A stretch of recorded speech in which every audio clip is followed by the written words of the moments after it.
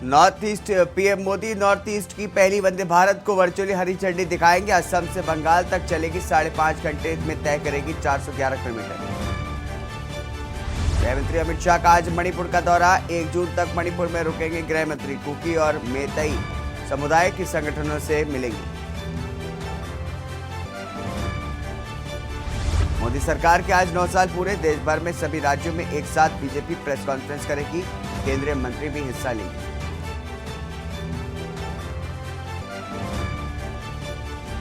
नीतीश कुमार की अध्यक्षता में विपक्षी दलों की मीटिंग 12 जून को पटना में इकट्ठा होगी।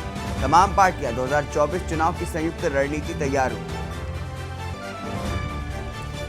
जंतर मंतर पर धरना देने वाले पहलवानों पर एफआईआर। दिल्ली पुलिस ने टेंट भी उखाड़े।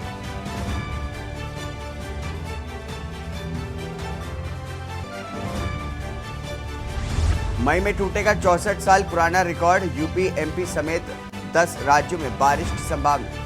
दिल्ली, जयपुर में येलो अलर्ट जारी। आप देख रहे हैं के न्यूज, खबरों का सारथी।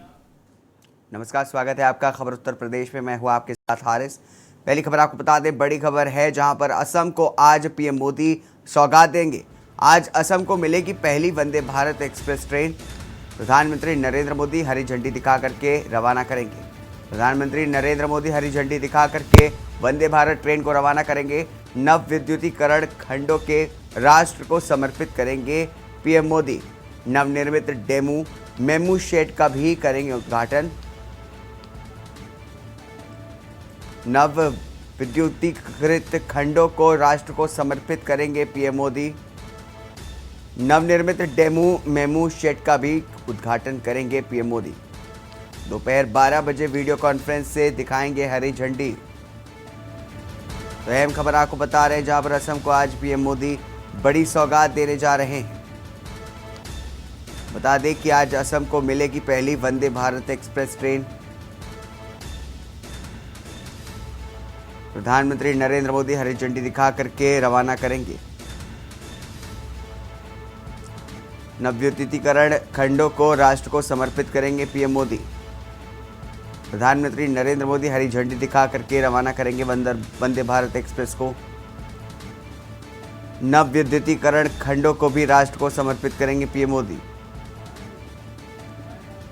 नवनिर्मित डेमू मेमू शेड को भी उद्घाटन करेंगे। दिल्ली से खबर आपको बता दें जहां पर मोदी सरकार के 9 साल पूरे हो चुके हैं। 9 साल के कार्यक्रम में प्रेस कॉन्फ्रेंस करेगी आज बीजेपी। आज बीजेपी शासित राज्यों की राजधानी में प्रेस कॉन्फ्रेंस की जाएगी। 9 साल के कार्यक्रम में आज प्रेस कॉन्फ्रेंस का आयोजन किया जाएगा।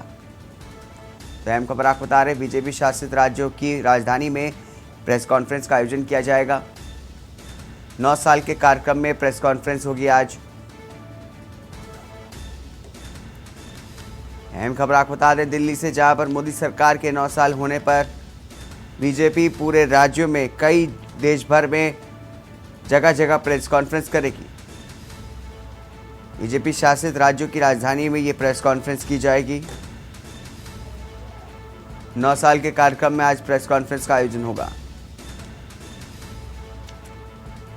दिल्ली से अहम खबर आपको बता रहे जहां पर मोदी सरकार के 9 साल पूरे होने पर बीजेपी प्रेस कॉन्फ्रेंस का आयोजन करेगी। 9 साल के कार्यक्रम में आज प्रेस कॉन्फ्रेंस का आयोजन होगा।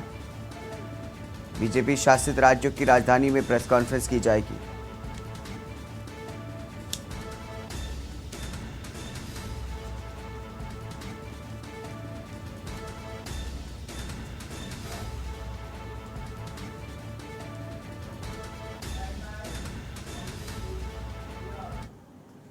देश को नया संसद भवन मिल चुका है। पीएम मोदी ने पूरे विधि विधान से इसका शुभारंभ किया है। नए भवन में लोकसभा में 888 और राज्यसभा में 384 सदस्यों की बैठने की व्यवस्था है। नई संसद को लेकर के देश में राजनीति भी खूब हुई है। लगभग पूरे विपक्ष ने नई संसद के उद्घाटन के मौके पर किनारा कर लिया। पीएम मोदी उद्घाटन समारोह के नए संसद भवन पहुंचे थे। समारोह की शुरुआत पूजा से हुई जो करीब 1 घंटे तक चली। नए संसद भवन के उद्घाटन के लिए हवन हुआ। मंत्रोच्चार के बीच पीएम मोदी ने पूरे विधि विधान से पूजा कार्यक्रम में हिस्सा लिया। इस दौरान उनके साथ लोकसभा के सभापति ओम बिरला भी मौजूद थे। पीएम मोदी ने सेंगोल के साथ ही संसद के नए भवन में प्रवेश किया। इस दौरान अधिनम मठ के पुजारी भी मौजूद रहे। नई संसद में सर्वधर्म सभा में प्रधानमंत्री नरेंद्र मोदी भी समेत सभी कैबिनेट मंत्री और अन्य राज्यों के सीएम समेत कई प्रतिष्ठित लोग मौजूद हैं। इस सर्वधर्म सभा में बौद्ध, जैन, पारसी, सिख समेत कई धर्मों के धर्मगुरु ने अपनी अपनी प्रार्थनाएं की।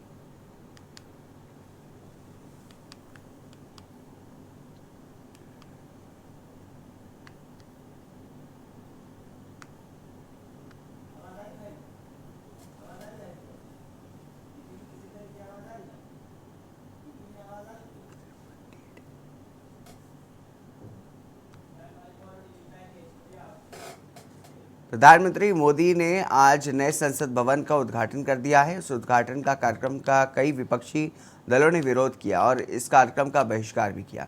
तमिलनाडु के अधिनम संतों ने पूरे विधि विधान के साथ ये अनुष्ठान कराया।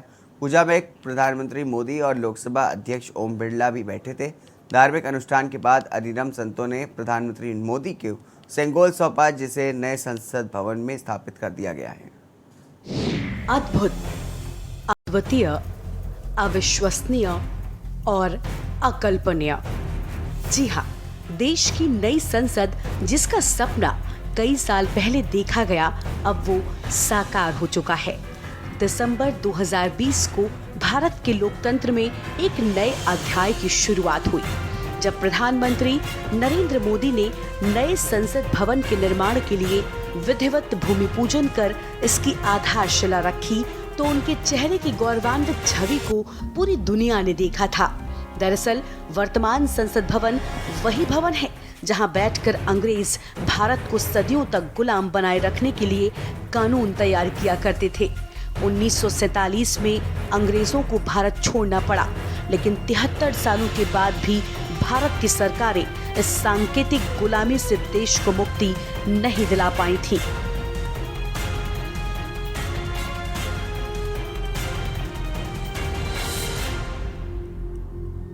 स्तंभ से लेकर सांसदों के बैठने वाला कक्ष दिख रहा है। गरुड़, गज, अश्व और मगर शामिल हैं। इसके अलावा भवन में 3 द्वार बनाए गए हैं, जिन्हें ज्ञान द्वार, शक्ति द्वार और कर्म द्वार नाम दिया गया है। इस इमारत में भारत के आधुनिक बनने तक के सफर की झलक भी देखने को मिलेगी। संसद में स्पीकर के दाईं तरफ की जगह सत्ता पक्ष के लिए होती है, तो वहीं बाईं तरफ वाला हिस्सा विपक्ष का होता है। पुरानी संसद की तरह ही लोकसभा की सीटें यहाँ भी हरी हैं, जबकि राज्यसभा की लाल। नई संसद का निर्माण पुरानी संसद भवन के ठीक बगल में किया गया है। लोकसभा में स्पीकर के बैठने के ठीक ऊपर अशोक चक्र लगा हुआ है। नई लोकसभा में सेंट्रल हॉल नहीं है।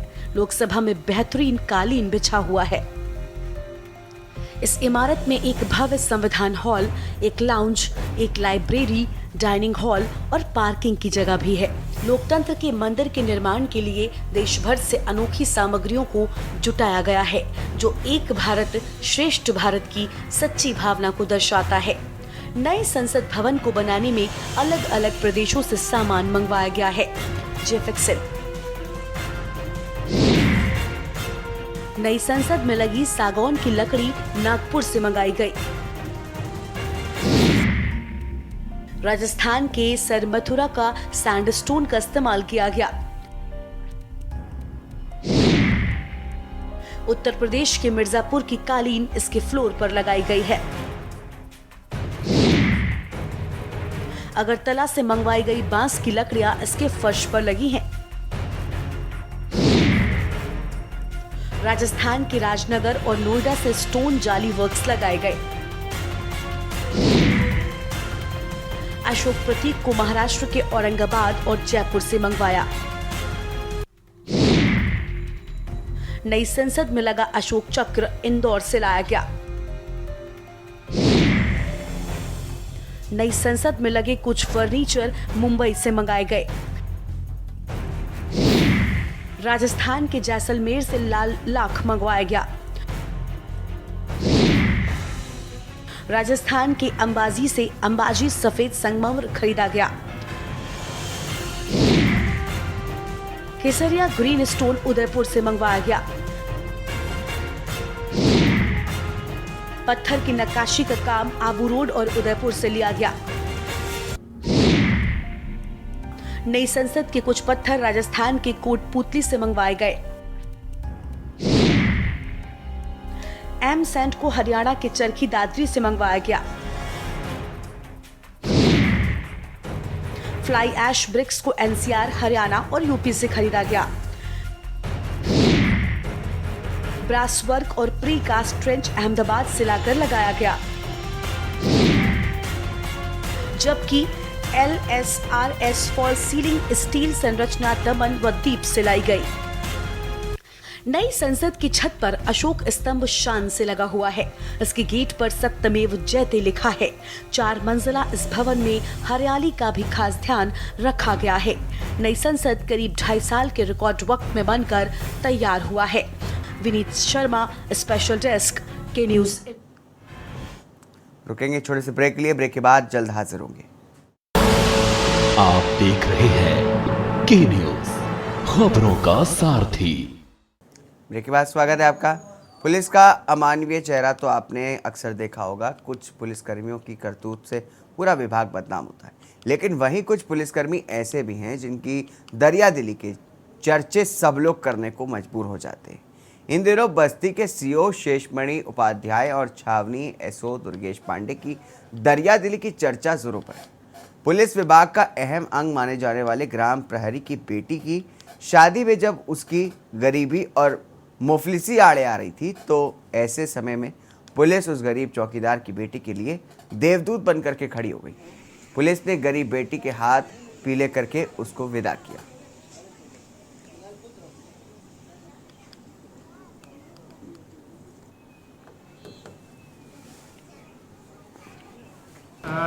चौकीदारों और होमगार्डों के घर पे जा कर के उनसे रूबरू होना, उनकी समस्याओं से परिचित होने के लिए उच्च अधिकारियों के निर्देश भी है। इसी क्रम में क्षेत्राधिकारी हरिया और थानाध्यक्ष छावनी द्वारा उक्त चौकीदार के घर जा कर के उसकी जो समस्याएं थी उसको सुनी गई और उनकी जो उचित मदद की आवश्यकता थी वो भी की गई है और इसकी प्रशंसा भी सभी के द्वारा की गई है और भविष्य में भी इस तरह के कार्यक्रम हम लोग करते रहेंगे ताकि किसी हमारे विभाग के चौकीदार होमगार्ड को किसी प्रकार की समस्या का सामना ना करना। आपकी बिटिया की शादी थी? हाँ साहब, सब अच्छे से हो गया है? हाँ साहब, जो साहब आए थे, बड़े साहब आए थे जी, मदद किए, हमारी शादी बाकायदे में की गई। अच्छा अच्छा, कोई दिक्कत नहीं होती। क्या कहना चाहेंगे आप उन लोगों के लिए? अरे साहब, बहुत धन्यवाद जो है कि हमका बहुत स्थिति हमारी नाजुक थी, आप सबके सहयोग से जो हमें मतलब एक विपत्ति हट जाए। अच्छा अच्छा।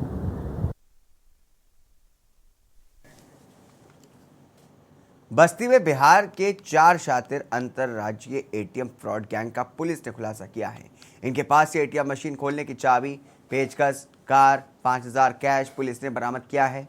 ये गैंग एटीएम मशीन से छेड़छाड़ करके एटीएम कार्ड मशीन पर अपना हेल्पलाइन नंबर लगा देते थे।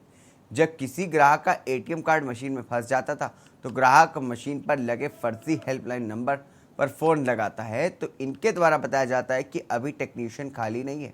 जब ग्राहक मशीन में फंसे कार्ड को छोड़ करके चला जाता है तो एटीएम के बाहर मौजूद गैंग के सदस्य एटीएम कार्ड को निकाल लेते हैं। गैंग के लीडर के पास मौजूद स्वैप मशीन से एटीएम कार्ड का पैसा अपने खाते में ट्रांसफ़र कर लेते हैं। बिहार का ये गैंग बस्ती में भी कई घटनाओं को अंजाम दे चुका है। 22 मई को कोतवाली के गांधीनगर में एक्सिस बैंक के एटीएम में आदिल अहमद को अपना शिकार बनाया गया। उनके मोबाइल नंबर पर करीब 70,000 रुपये निकालने का मैसेज आया तो उनके होश उड़ गए, जिसके बाद उन्होंने कोतवाली में शिकायत दर्ज कराई। पुलिस ने सीसीटीवी के जरिए गैंग के सदस्यों की पहचान की कोशिश की तो बिहार का गैंग होने की वजह से पहचान नहीं हो सकी, जिसके बाद पुलिस ने इनकी तलाश तेज की। मुखबिर की सूचना पर पुलिस ने एटीएम गैंग के 4 सदस्यों को अरेस्ट कर लिया। थाना कोतवाली पर एक एफआईआर दर्ज कराई एटीएम फ्रॉड से संबंधित, जिसमें उसने अंकित किया कि उसके लगभग 70,000 रुपये फर्जी तरीके से निकल गए हैं। इस सूचना पर थाना कोतवाली में अपराध संख्या 163/23, 380 आईपीसी व 66D आईटी एक्ट का दर्ज हुआ था और इस प्रकरण की गंभीरता के दृष्टिगत पुलिस अधीक्षक महोदय की तरफ से स्वाट टीम को और प्लस थाना कोतवाली की पूरी टीम को लगाया गया था। दोनों टीमों के अथक प्रयास से इस पूरे केस का खुलासा हुआ है। इसमें 4 अभियुक्त जिनके नाम चंदन कुमार जो मूल रूप से जिला गया का रहने वाला है बिहार का, और धीरज कुमार ये भी गया बिहार का रहने वाला है, विनय कुमार ये भी गया बिहार का, और अभिषेक कुमार ये जनपद नेवादा बिहार का रहने वाला है। महाराजगंज जिले में अलग अलग घटी 3 सड़क दुर्घटनाओं में जहां पर पिता पुत्र सहित 5 की मौत हो गई तो वहीं 3 लोग गंभीर रूप से घायल। पहली घटना ब्रिजमगंज थाना क्षेत्र के नौगढ़ फरिंदा मार्ग पर हुई है, जहां पर पिता और उसके 2 वर्ष के मासूम की दर्दनाक मौत हो गई, जबकि एक 4 वर्षीय बालक गंभीर रूप से घायल है। तीनों एक ही बाइक पर बैठे थे, 2 गाड़ियों के बीच पे फंस करके पिस गए। दूसरी घटना सदर कोतवाली इलाके के फरिंदे रोड पर हुई, जब एक अनियंत्रित अर्टिगा कार डिवाइडर से टकरा गई। इसमें गाड़ी में सवार 2 युवकों की मौत हो गई, जबकि तीसरा घायल हो गया। तीसरी घटना निचलौल रोड की है, जहां 2 मोटरसाइकिल की आमने सामने से भिड़ंत हो गई। इस घटना में करीब 21 वर्षीय युवक की दर्दनाक मौत हो गई, जबकि दूसरा बाइक सवार घायल हो गया है। तीनों घटनाओं में 5 लोगों की मौत हो गई, जबकि 3 लोग घायल हैं।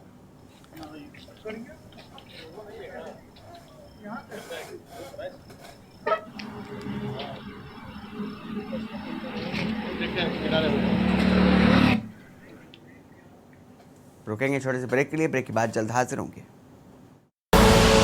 आप देख रहे हैं के न्यूज, खबरों का सारथी।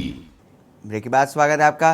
कायमगंज के बाईपास रोड स्थित रोज फर्म एंड गेस्ट हाउस के विशाल एवं भव्य सभागार में आयोजित शपथ ग्रहण समारोह के दौरान फर्रुखाबाद जनपद के कायमगंज नगर पालिका परिषद के नवनिर्वाचित चेयरमैन डॉक्टर शरद गंगवार व नवनिर्वाचित 25 सभासदों को एसडीएम संजय कुमार सिंह द्वारा पद और गोपनीयता की शपथ दिलाई गई। समारोह के दौरान सर्वप्रथम नवनिर्वाचित चेयरमैन डॉक्टर शरद गंगवार व उनकी धर्मपत्नी पूर्व चेयरमैन रीता गंगवार द्वारा सभी नवनिर्वाचित सभासदों को माल्यार्पण करके व फूलों का बुके भेंट कर दिया। जोरदार स्वागत किया गया। समारोह के दौरान नगर पालिका परिषद के अधिशासी अधिकारी धनुषधारी सिंह द्वारा एसडीएम संजय कुमार सिंह, नवनिर्वाचित चेयरमैन डॉक्टर शरद गंगवार व पूर्व चेयरमैन रीता गंगवार को फूलों का बुके भेंट करके जोरदार उनका स्वागत किया गया। वहीं पर शपथ ग्रहण करने के उपरांत ही नवनिर्वाचित चेयरमैन डॉक्टर शरद गंगवार को माल्यार्पण करके व स्मृति चिन्ह प्रदान करके स्वागत करने वाले उत्साहित लोगों की एक होड़ सी लग गई। वहीं उत्साहित युवाओं द्वारा नवनिर्वाचित चेयरमैन डॉक्टर शरद गंगवार, लक्ष्मी नारायण अग्रवाल, पवन गुप्ता व दीपक राज अरोरा को 31 किलो का फूलमाला पहना करके ऐतिहासिक किया गया।